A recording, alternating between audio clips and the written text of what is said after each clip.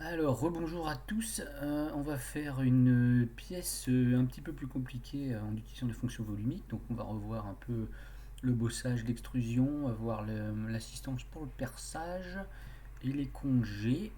Alors, la pièce, vous allez voir, c'est celle-là, qui est pas bien compliquée, mais il y a pas mal de choses à voir. Donc, vous allez faire nouveau. Je vais assez vite parce qu'après, sinon, c'est pas ça du tout. Sinon la vidéo est trop longue. Donc une nouvelle pièce. Ok. Alors on va faire sur le plan de dessus une extrusion. On va prendre le rectangle par son centre, c'est toujours intéressant pour pouvoir avoir, comme je vous avais dit dans la première vidéo, les plans qui passent par le centre. Donc on aura le plan de droite qui passera par là, non le plan de face, le plan de droite par là. On met les cotations, on va mettre 250 par 100 par exemple, on s'en fout, hein. Allez, 60. Une épaisseur ici de 20. On valide, donc comme on peut le constater, le plan de droite il passe par là, le plan de face il passe par là. On aurait pu faire en sorte que le plan de dessus passe par le centre ici, mais bon, ça c'est pas. A priori, c'est plutôt plus sympa que ce soit vraiment comme s'il était posé sur le sol en fait, le plan de dessus. Le plan de dessus représente le sol. Ensuite, pour faire la patte qui est derrière, on va sélectionner la face là, choisir le bossage ou l'esquisse. Moi, je sais que je veux faire un bossage, donc je sélectionne le bossage directement. On va faire le rectangle par son sommet. Alors soit on commence par en bas parce qu'on veut que la cote, on veut que par exemple que la pièce fasse 80 de haut. On veut que, on peut faire, si on veut que ce soit le centre, on va prendre, vous voyez, je suis resté dessus, ça s'est affiché, le centre du segment, ou alors on peut faire bouton droit. Tiens, c'est plus, ça marche plus.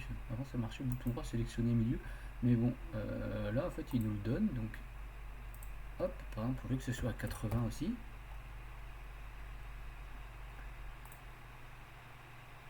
Là c'est encore bleu parce que, alors pour savoir pourquoi on peut prendre, vous voyez, c'est la largeur qui demande.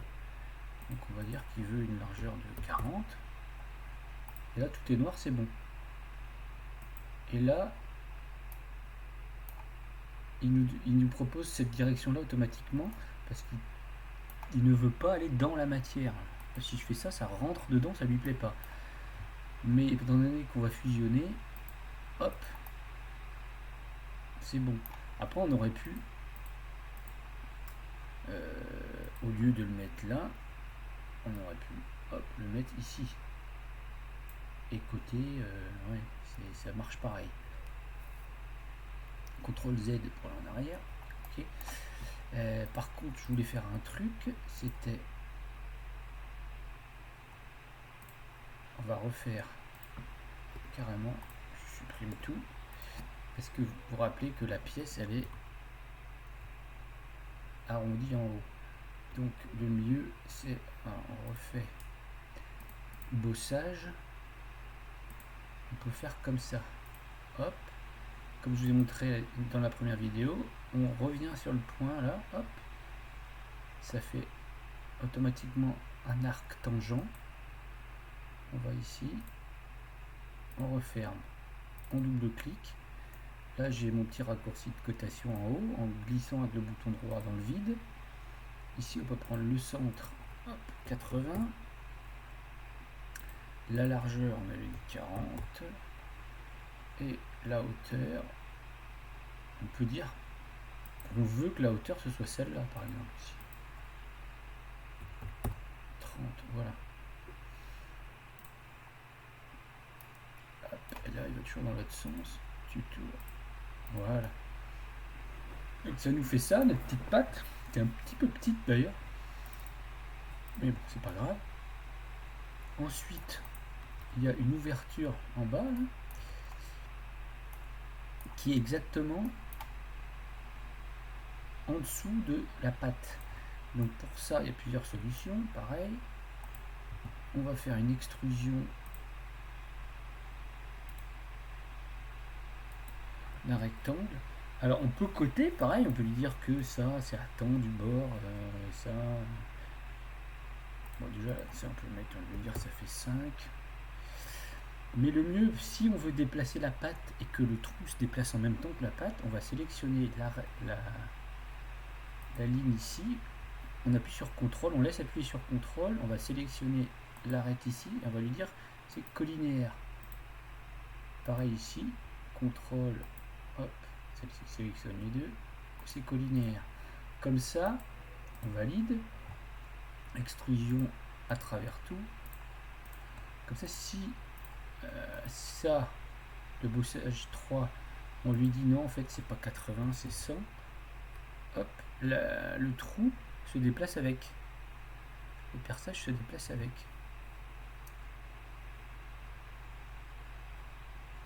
Si, pareil, on l'agrandit, le trou s'agrandit avec.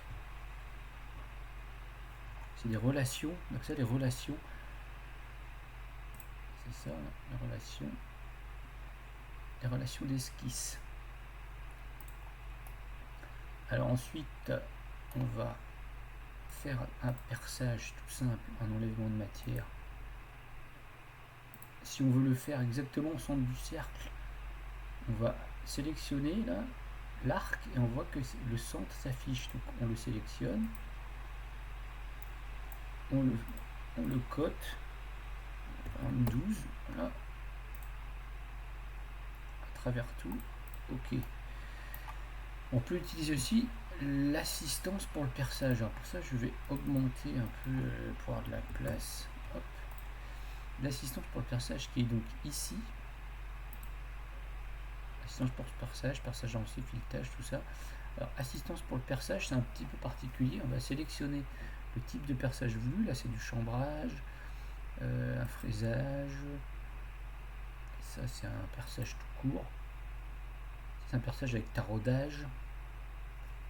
Il y a plusieurs options. Alors on va prendre le premier, le chambrage par exemple, et là il se passe rien en fait.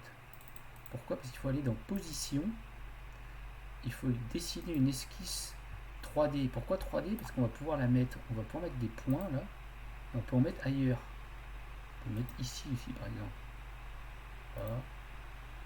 là, sur plusieurs faces en même temps. On peut mettre là, mais c'est pas sur un plan, c'est sur plusieurs plans, donc c'est une esquisse 3D. On va lui dire M8 par exemple. Là, ça devient gros pour ici. Et par contre, il faut faire ici échappe quand on revient sur la position. Il faut aller coter comme une esquisse normale. On va aller coter l'emplacement des perçages.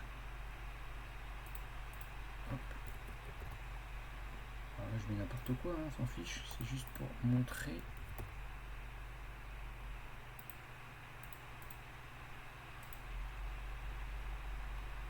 Échappe. Je vais le mettre un peu comme ça. Ok, on revient dans le type M8. Après, on a plusieurs options. On peut faire serré, normal, avec jeu. Ça dépend après à l'atelier ce qu'ils préfèrent. Si du M8 pour eux, un perçage de 9 c'est suffisant, un perçage de 9,5, un perçage de 10. Je pense qu'avec jeu, ça t'aurait percé à 10. On pourra vérifier. À travers tout, par exemple. On a des options de dégagement de tête avec un peu de millimètres. Ouais, hop. Voilà, c'est un peu énorme parce que ça va de 10 en 10. Mais... ou pas. Fraisage supérieur. Il y a plein de fraisage sous tête. Fraisage face inférieure.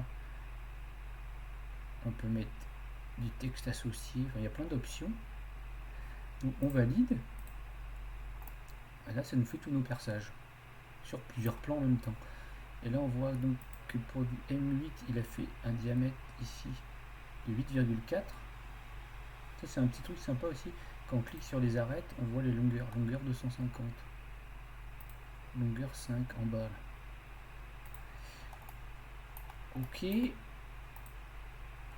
si on veut modifier, bah, tout est modifiable toujours, on revient dessus.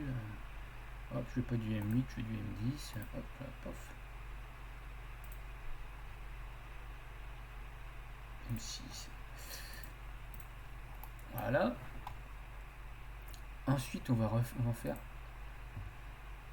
un congé. Alors, si le congé, si on sélectionne la face, le problème c'est qu'il va nous prendre les trous avec. 10 mm, c'est un peu beaucoup. Ça, on peut changer l'incrémentation aussi dans les options. Ici, passer au lieu de faire de 10 en 10, passer de 1 en 1. Alors, hop, je vais me le mettre déjà. Incrémentation. Unité métrique 1. Donc normalement maintenant, si je lui dis, voilà, s'il va de 1 en 1,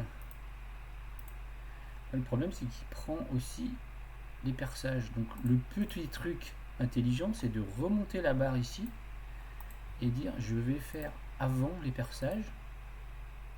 Voilà, là je suis à 5 mm, ok, et après les perçages. C'est pour ça que c'est bien de l'ordre, il faut faire attention à l'ordre dans lequel on construit. Et ici en dessous on peut sélectionner ça et ça, on va lui mettre 3 mm, voilà, et on a à peu près, tiens non c'est là, j'ai oublié de prendre cette face.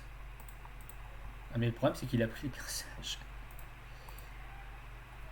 Et bien il a pris le perçage là parce qu'il était fait avant. Donc là je peux ramener au-dessus. Voilà. CTRL Q c'est pour mettre à jour. C'est l'équivalent de ça mais en plus puissant. Reconstruire c'est CTRL B et CTRL Q c'est reconstruire tout. Pardon, c'est pas ça que je voulais monter, c'était ça et ça, faire les perçages après. Voilà. Faire attention à qui sont les parents et les enfants en fait. Si le perçage était accroché à quelque chose qui l'empêchait de se mettre à jour, il n'aurait pas pu.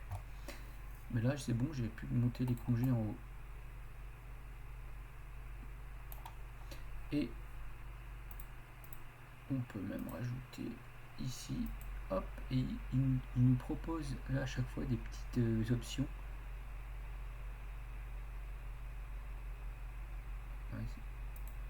Celle-là, c'est pas mal. Voilà, c'est à peu près ce que je voulais faire. Donc, entraînez-vous avec ça, utilisez les fonctions et on se verra au prochain cours pour appliquer tout ça. Bon travail!